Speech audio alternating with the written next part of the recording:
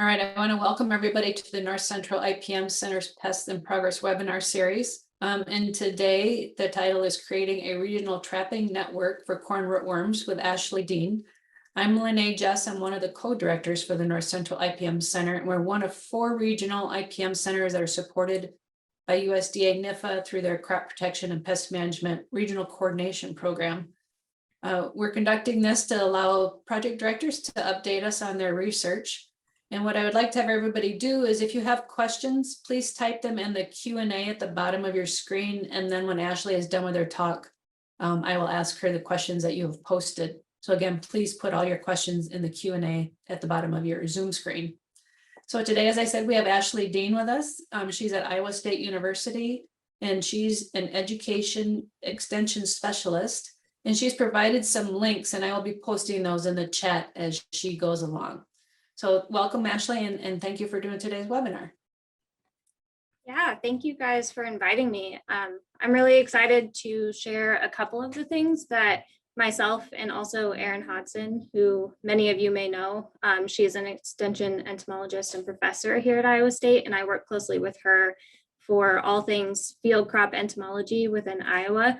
Her and I have a few different projects that we're working on. So first, before I get started on the corn rootworm monitoring network, which in full disclosure is not funded by the North Central IPM Center, I did want to briefly highlight this one project that was recently funded called the Pest Alert Network. And so eventually we are aiming for this to be a working group, so a multi-state sort of pest alert network.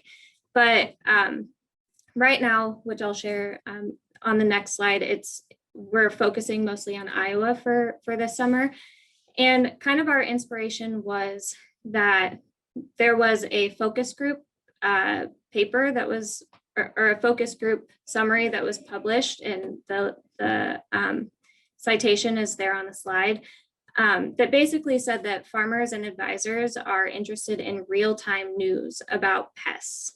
And so what we kind of did was, if you guys are familiar with the soybean gall midge alert network that Justin McMecken from Nebraska and some of his colleagues started a couple of years ago, we're kind of piggybacking off of that. So what this focus group said was that texts were preferred and that people wanted tools for identification, scouting, management, and different IPM strategies for different pests. So piggybacking on all of this, we had this idea for a pest alert network. And so we started this summer just in Iowa, and we have 137 subscribers so far, which I think is awesome for the first summer. And our idea was that we would send timely pest alerts related to insect pests in just a text message, just a very short text message for people to see. So kind of what we've been focusing on is pest updates. So that could be stuff that we're seeing out in the field, or it could be forecasting pests with, growing degree day tools and things like that, warning people that pests might become active. Also, we've been posting or sending out scouting reminders that we post in our newsletters, and also just some reminders about insect related events that people might be interested in. So there's a pest alert website that we created as part of this working group, and it's housed at Iowa State University since we started just the Iowa Alert Network this summer. And so that link is there as well if you wanted to just check out kind of a summary of what we hope to accomplish with that. And then kind of some of the infrastructure, what we've been using is simple texting for these pest alerts. And as the name suggests, it's pretty easy to use as the person who's sending the alerts, but also basically it allows for just these short little blurbs of information. And you can also post a link that people can follow, or even a photo if that was something of interest. So the reason that I'm not focusing on this today is just because I don't think I have 20 minutes worth of information to share quite yet. So since this is our first summer, we've sent a handful of alerts out to those 137 subscribers. And we plan to survey them later this year to kind of see how it went, what they liked, what they didn't like, what they would like to see more of, and hopefully also get expanded into other states to really have a bigger working group. So hopefully in the next year or so, we'll have some more updates to share, some more interesting stuff. But I just wanted to start with this because it is one of the projects that we have funded with the North Central IPM Center. So there's not really a great segue from that into the corn rootworm network, but one of the things that we've been alerting people of within our alert network are these events that we've had all summer about corn rootworm, because it is one of Iowa's biggest pests, one of the most economic pests in Iowa. So for the rest of the webinar today, I'll talk about a regional effort to monitor corn rootworm adults. And so this is kind of an overview of what I'll talk about. So who is involved with that? What exactly are we doing? What are we asking other people to do? A few highlights from 2021 and a link to where you can get more highlights if you would like the full report. What does the future of this network look like? And then some resources for you if you'd like to dig a little deeper. So it would have been last year, well, I guess the fall of 2020, there was some interest after we posted a summary of the Iowa rootworm trapping network. There was a little bit of interest in seeing if this could become more of a regional effort. So we reached out to some of our entomologist colleagues in other states, and people were super interested. So we kind of just self-assembled and formed this, what I'm calling the Regional Corn Rootworm Monitoring Network. And so right now, as it sits, we have 12 states involved and 5 provinces in Canada. So I guess it's somewhat of an international rootworm monitoring network. And it's kind of a mix. It's mostly people like me and Erin from universities, extension professionals who are involved, but also a few people from ag industry, and then also some government people. So these logos here kind of summarize everybody, all the different organizations that are involved. I will point you to where you can find specific people who would be the contact people in these different areas if you wanted to be involved somehow. I'll point to where you can find that later in the presentation. And so I mentioned that this specific project is not funded by the North Central IPM Center, but we did get some funding from the Agricultural Biotechnology Stewardship Technical Committee, or ABSTIC for short. And that funded this year of our rootworm trapping network. So if anyone from ABSTIC is on today, thank you for the support in this network. So why did we start this network? Many people in the North Central region would probably be pretty familiar with corn rootworm, but I thought I'd go over some of the reasons why all of the people who are involved thought this was a worthy effort. So corn rootworm is a persistent pest, especially in areas of the North Central region or the Corn Belt in general that are in continuous corn production. And in many areas, and especially in Iowa, Western corn rootworm has overcome all 4 of the BT traits that are available in some fields.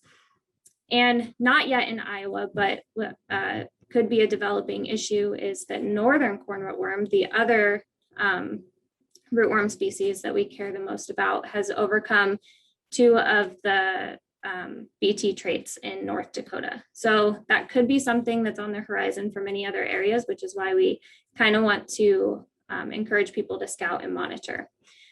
Other management tactics that people use against corn rootworm are also at risk, like insecticides. Specifically in Nebraska, they experience some issues with insecticides, and also crop rotation in some of the I states. So Iowa, Illinois, Indiana have some potential issues with crop rotation as well. So all of this together just kind of signals a need to monitor for this pest, increase efforts to try to monitor populations, but also any changes, right? So basically, our goals with this were to monitor corn rootworm populations and how effective these management tactics are. So I kind of hinted at this, but we sort of assembled and just outlined a few shared objectives that everyone who's involved with this network are interested in.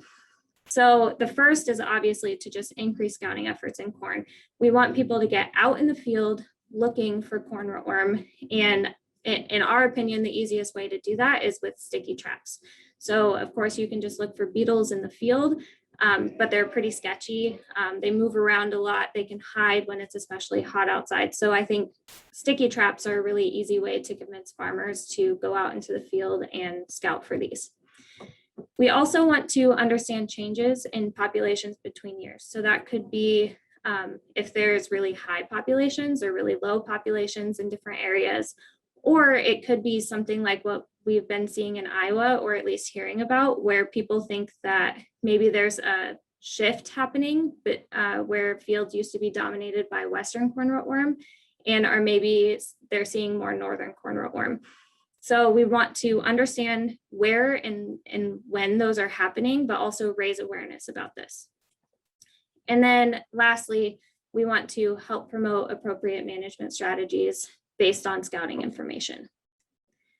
So what we did is we provided free sticky traps to people in exchange for some information about the field. And all of this information is what we would consider important for understanding why those populations might be as high as they are or as low as they are, and just things that impact populations within those fields. So we need to know where those fields are, and then what crop history, what kind of crop history does that field have? So what was the previous crop? If people could provide the previous 3 crops, we asked for that information. How many years had it been corn on corn or continuous corn? And then what hybrids were planted in the field? And then we also asked about whether people had experienced issues with corn rootworm in the past, or if they had issues this year. And then did they suspect any resistance to the management tactics that they're using? And then of course, we needed that data for those trap captures, and we asked for that weekly. So on a weekly basis, if they could do every 7 to 10 days, that was ideal.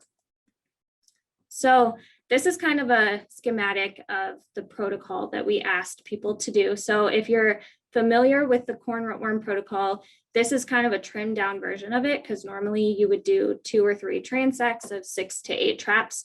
But when we're trying to encourage farmers to go out in the field and use these traps, we thought it would be more useful and more enticing if maybe it was just trimmed down a bit. So what we asked people to do was 1 single transect of 4 traps, and those are placed a good distance apart. We told them about 50 meters or 165 feet.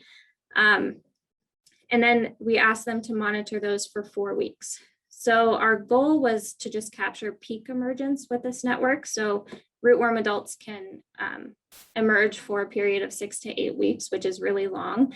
And because we didn't have funding the first year, and also because we have limited funding, we asked people just to put out those 4 or put out traps for 4 weeks. So we can't capture the whole emergence period, but we're trying to get the peak.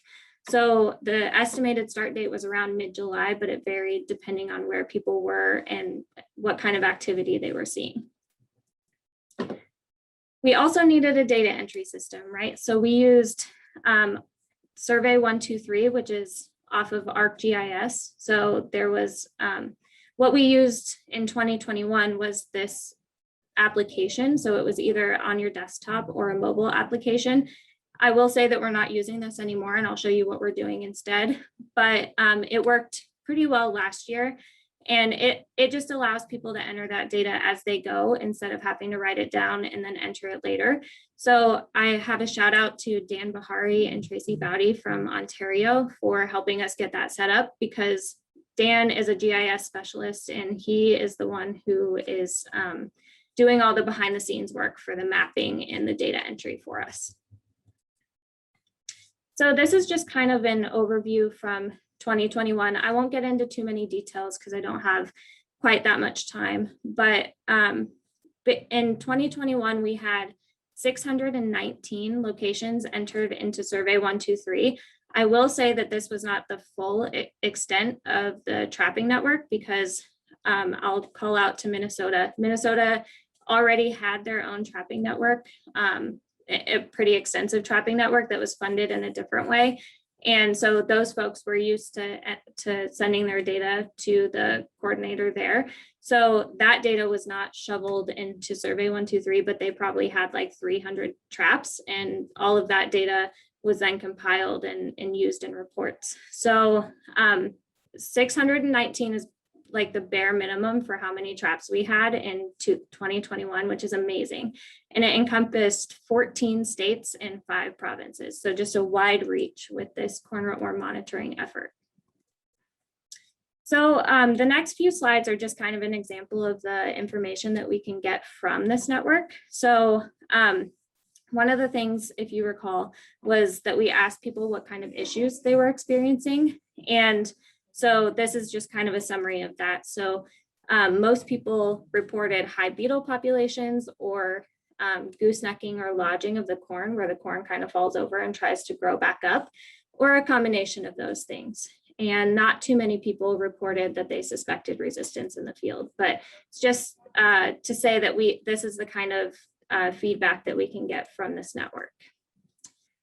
Similar thing, but now with management tactics. So of course, most people reported using BT rootworm hybrids. And then quite a few people also reported using multiple management tactics against corn rootworm adults in the same field in the same year, which is not something, at least as an ISU extension specialist, we would normally recommend people to do. But it's just interesting to see what people are using when they put their data into the network. And then this is just kind of a summary of beetle counts for 2021. So what this map is showing is all of the sites that exceeded the trapping threshold of 2 beetles per trap per day.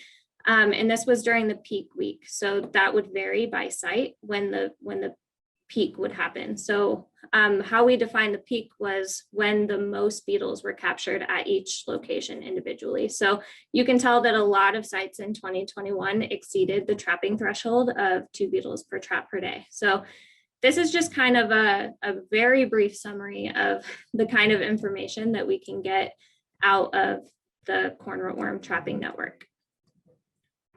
So kind of the future of the trapping network.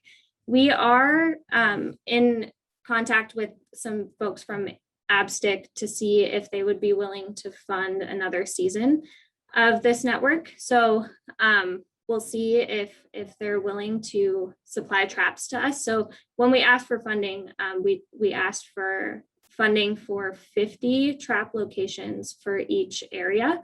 So that was those 12 states and the 5 provinces would each be able to monitor 50 different locations.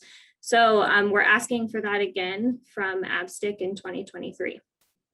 And if we get that funding, hopefully we can expand the number of sites and kind of the future of this. So what I showed you as the results are pretty much just 1 year of data. And what we really want is to see if we can identify any changes or trends over time.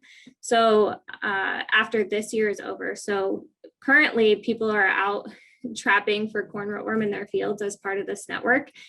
And once all of that data comes in, hopefully we'll be able to see if there is any noticeable change in either corn rootworm populations or any of those other things that we ask people about. So that's kind of the future is analyzing changes over time or trends over time. And then, of course, we will distribute a survey to all of our cooperators to see if the new data entry system was easy to use. Was it helpful? Was it useful? Did you like the maps, which I will kind of show you and point you to where you can find those maps on a future slide. And then see if people were willing to make management changes with the information that they gained from these traps. So this is the corn rootworm monitoring website that I was mentioning. So this is where people would go to enter their data. So right now I have the trap data entry highlighted. I'm not sure if you guys can see my cursor, but I have trap data entry highlighted here. And that's where people would go to actually enter their trap data. And so all of these dots right now, I took this screenshot maybe a week ago, but all of those dots are sites that are active this year. And then if you were to go to this web page, so I have a QR code that should take you directly there if you scanned it right now. You can also click on the Western corn rootworm, Northern corn rootworm, or Total corn rootworm tab to see time-lapse maps of corn rootworm populations, and those would be in beetles per trap per day, which translates to that threshold that we use of 2 beetles per trap per day. And we also have the last tab there is dashboard, which is just more of an interactive thing that you can use if you'd like to see some more specific breakdowns of that data. And lastly, the other resource that was created from this collaboration of people from different states was we kind of wanted a central place that housed corn rootworm information. So we created this website called rootwormipm.org. So it's housed at Iowa State, but we tried to make it as non-red and gold as possible. So you could go visit it, rootwormipm.org, and that's where you could see under the contacts. So I'm not sure if you can see the cursor, but there's a contacts tab there that you can use to see who we have that would be a state coordinator for the corn rootworm trapping network. So if you were a farmer or an industry person who wanted to be involved in the trapping network in your state, you could contact those people to get involved.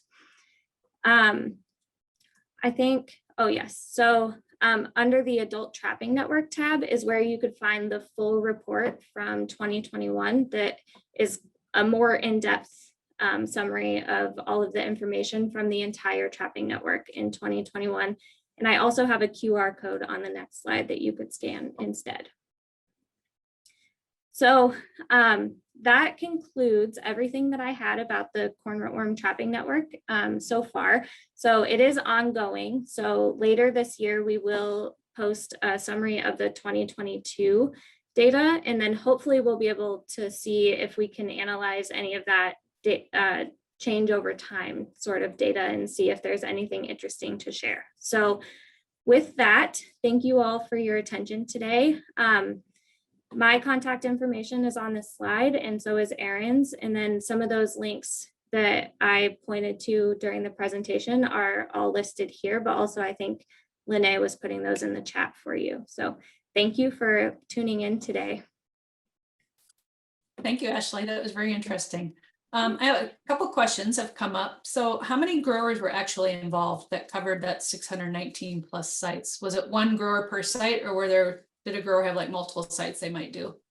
Oh, that's an excellent question. So yeah, so some growers would have multiple sites that they would do. So not every site represented a different grower. And a lot of times I think actually it was someone from like their seed company or their chemical company or something like that who were actually monitoring the sites, but they would report the data back to the farmer. Okay, great. And then what kind of sticky traps are you using? Just the yellow ones, or do you have a special sticky trap you're using? Yeah, so, oh man, all these details I forgot to mention. So yes, we were using, I think on the first slide, there was a picture of the exact trap that we use. So we were using the Farrakhan AM no bait sticky traps, and those are yellow. Yep. Okay. And then another question. So I actually scouted for corn rootworm back in the early 80s, so a long time ago. But at that point, we were really trying to get growers to do the corn soybean rotation. And I noticed that you didn't have any of the thresholds in the soybean fields. So have most of the corn rootworms overcome that ability to, for the growers to do an every other year rotation and not have rootworms? Or you're still finding that the rootworms are laying eggs in the soybean fields and then damaging the corn the next year? Yeah, I think like in Illinois, they have a lot more issues with the rotation resistant Western corn rootworm. So that would be the one that's laying eggs in soybean. And then you'd have first year corn that was being damaged by corn rootworm.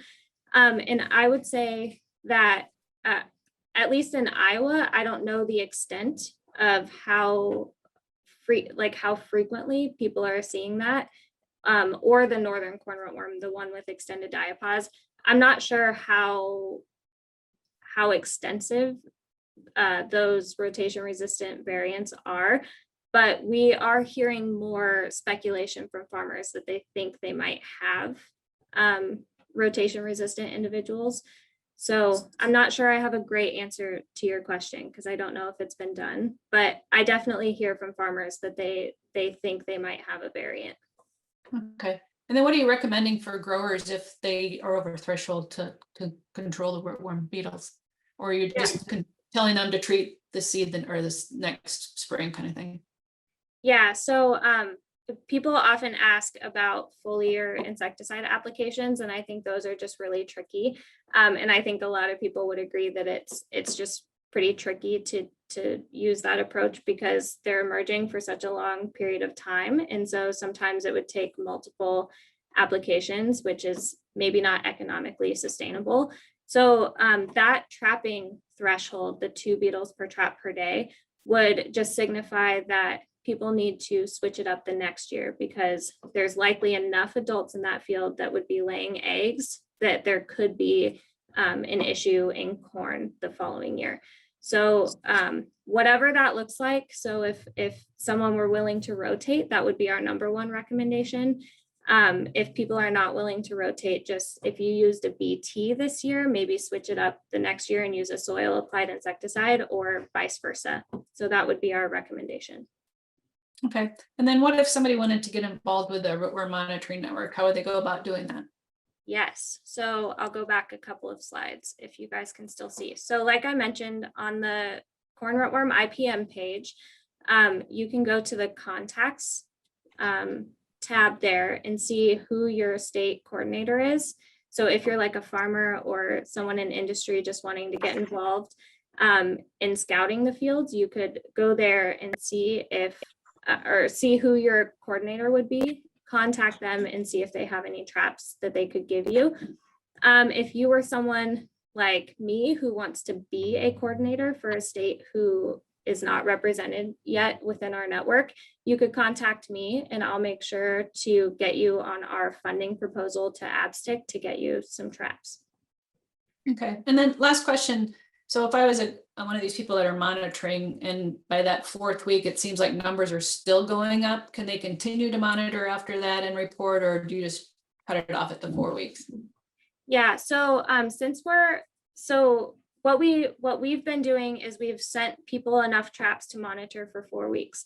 If they would like to monitor for longer, what I usually do is I push them toward where they can purchase traps. So since we have limited funding, I can't, provide more traps for people, but they are available in a variety of different places. And actually, if you go to the Rootworm IPM website and you go to the Adult Trapping Network tab, at the very bottom, you can find links to where you can find those traps. And I would just encourage people, if they're really interested, to purchase a handful more. They're not terribly expensive. And if you don't use them all, they can last like 10 years if you store them properly. So. All right. Well, it looks like we're up with our time. So thank you so much, Ashley, for your presentation. It was very interesting. Yeah, and I want to let everybody know that our next webinar will be on Wednesday, October 12th. So we're skipping September because we have a conflict with meetings. But our speaker on October 12th will be Mark Gleason from Iowa State University, and he's going to be talking on the cucurbit IPM. And if you want to know more about the North Central IPM Center, you can go to our website at ncipmc.org, and you can look at previous Pests in Progress webinars, and then Ashley's webinar will be posted within the next week. You can view any of those that have been previously done. And we also have a newsletter called The Central Issue. And again, if you go to the website at ncipmc.org, you can find our newsletter there. So again, thank you so much, Ashley, for joining us. We really appreciate it. Everybody have a good day.